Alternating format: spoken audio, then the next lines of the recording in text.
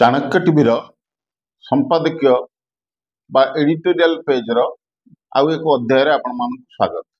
दर्शक बंधु, गत 2023 मसीहा जुलाई मास 31 तारिख रु समग्र देश में भारतीय पिंगल कोड बा इंडियन पेनाल कोड बदल में भारतीय न्याय संहिता, फौजदारी कार्यविधि आईन बा क्रिमिनाल प्रोसीजर कोड बदल में भारतीय नागरिक सुरक्षा संहिता एवं भारतीय साक्ष्य विधि नियम बा इंडियन एविडेंस एक्ट बदल में भारतीय साक्ष्य अधिनियम यही तीन गोटी नुआ फौजदारी आईन लागू कर सरकार।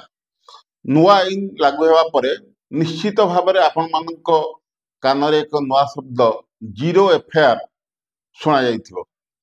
तेबे ए जीरो एफआईआर कौन ए विषय आज एपिसोड रे आपण माने सम्यक धारणा पाइबे।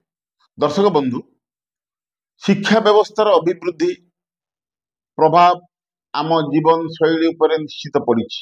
जानवाहन तथा गमनागमन सुविधा हेतु मनीष एवं पृथ्वी को छोट कर मनीष निजर शिक्षागत योग्यता अनुजाई जीविका निर्वाह पाई गोटे सहर रु अन्य सहर रे रहिबा सह निज जन्मस्थान बदल में अनेक दूर दूरांत को पर्यटन पाई हेउ कि अत्यावश्यक कार्य पाई हेउ परिभ्रमण करिथाय।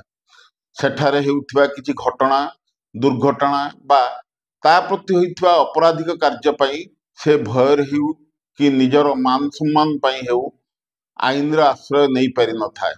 अनेक समय रे अपराधी धमक रे से निजर बासस्थान को फेरी आसी थाए।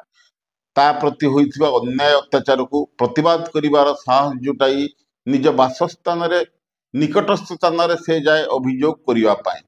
आउ सेतिकी बेले समस्त घटना शुणी भी ता प्रति होइथिबा अन्याय को हृदयंगम पुलिस करिथाए, मात्र तांकु किछि साहाय्य बा सहायता न करी घटना घटिथिबा स्थान रे जेउ स्थान थाना अवस्थित सेही थाना रे अभियोग करिया पाई पुलिस उपदेश देई चुप मारी बसी थाए।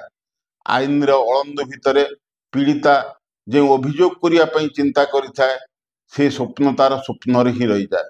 दर्शक बंधु, से पाखे अभियुक्त माने तांकर अपराधिक कार्यकलाप बढ़ी चलती, अराजकता बढ़ी चले, अपराध देश भितर देशांतर हो जाए।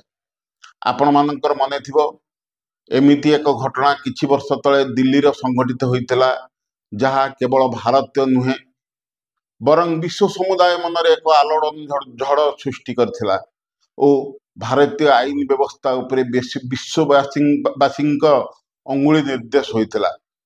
से घटना हेउची निर्भया रेप आउ मर्डर केस।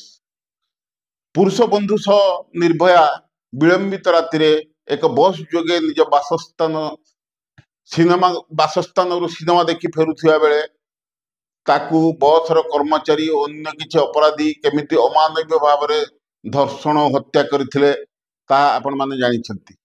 पुरुष बंधु राति तमाम ए थाना रु से थाना अभियोग करिया पाई धाई थिले भी तांको थाना एरिया ए घटना घटी नथिबार बाहाना करी ताकू राति तमाम दिल्ली रो विभिन्न थाना को दौड़े थिले। ए घटना को नहीं भारत सरकार सेतेबेले जस्टिस वर्मा कमिशन बसाई थिले। वर्मा कमिशन को सुपारिश क्रमे एही जीरो एफआईआर रो उत्पत्ति। एहा द्वारा कौन अभियोगकारी देशर जेकोसी थाना रे तांको प्रति होइथिबा अत्याचार अन्याय पाई निकटस्थ थाना रे अभियोग करि परिबो। अभियोग पाइबा परे थाना अधिकारी घटना को तदंत तथा कार्यानुष्ठान पाई संपृक्त थाना को पठाई परिबे। से थाना अधिकारी यह प्राथमिक अभियोग भाव में रेजिस्ट्रीभुक्त करी यह तांको थाना द्वारा तदंत और कार्यानुष्ठान ग्रहण करिबा पाई पठाई परिबे। अभियोगर गुरुत्व को उपलब्धि करी निजे मध्य पीड़िता को आवश्यक सहायता करि परिबे। एमिति अभियोग गुड़िक जीरो एफआईआर अंतर्भुक्त। दर्शक बंधु, भारतीय नागरिक सुरक्षा संहितार धारा 173 प्राथमिक अभियोग बा एफआईआर बा जीरो एफआईआर उल्लिखित होइछि। अभियोग लिखित आकार रे हेउ कि मौखिक एथिरे कोनोसी फरक नहीं, मात्र अभियोग होइतिबा थाना अधिकारी निजर सीमा सरहद बाहाना रे अभियोग को एड़ाई न जाई तुरंत कार्यानुष्ठान ग्रहण करिया पई बाध्य अटंती। जदि अवहेला करंती बा अभियोग ग्रहण न करंती संपृक्त जिल्लार आरक्षी अधीक्षक निकटरे 175 धारा अनुଯାयी अभियोग करी कार्यानुष्ठान पई निवेदन करा जाई परिबो। दर्शक बंधु, संपृक्त पुलिस अधिकारी विरुद्ध रे भारतीय न्याय संहितार धारा 199 अनुଯାयी दंड विधान करा जाई परिबो। एपरिकी भारतीय नागरिक सुरक्षा आईन 173 उपधारा 1 अनुଯାयी 6 मासरू 2 वर्ष पर्यंत सश्रम कारादंड और आवश्यकता अनुଯାयी जोरिमाना आदाय व्यवस्था मध्य रही। दर्शक बंधु, अभियोगकारी बौद्धिक जोगाजोग जेपरिकी ऑनलाइन किंबा मोबाइल व्हाट्सएप माध्यम अभियोग पठाई परिबो। सेतिके बेले संपृक्त थाना अधिकारी 3 दिन मध्य अभियोगकारी को निश्चित कराइबे जे से पठाइथिबा अभियोग अनुଯାयी की कार्यानुष्ठान से ग्रहण करिसेंती। एही अभियोग गुडी को 0 बा 0 नंबर बा 0 एफआईआर भाव में रेजिस्ट्री करिया परे संपृक्त थाना को पठाई दिया जाए। अभियोग पाइबा परे प्राप्ति स्वीकार स्वरूप संपृक्त थाना अधिकारी एक जेरक्स कॉपी अभियोगकारी को मुक्त रे प्रदान करिया पई बाध्य अटंती। सेहीपरि जदि किछि अमानवीय घटना रो शिकार पीड़िता जड़े महिला होइथिबे तेबे संपृक्त थानार महिला अधिकारी द्वारा तांकर बयान रेकर्डिंग करा जिवो। पीड़िता रोगाग्रस्त किंबा मानसिक भाव असुस्थ थिले थाना को तांको न डकाई तार बासभवन को पुलिस अधिकारी व्यक्तिगत जाई तार बयान वीडियो रेकर्डिंग करने को बाध्य अटंती। एपरिकी निकटस्थ विचार विभाग मजिस्ट्रेट निकट रे 183 धारा रे तार बयान रेकर्डिंग पई पठाइबा को मध्य पुलिस संपृक्त पुलिस अधिकारी बाध्य अटंती।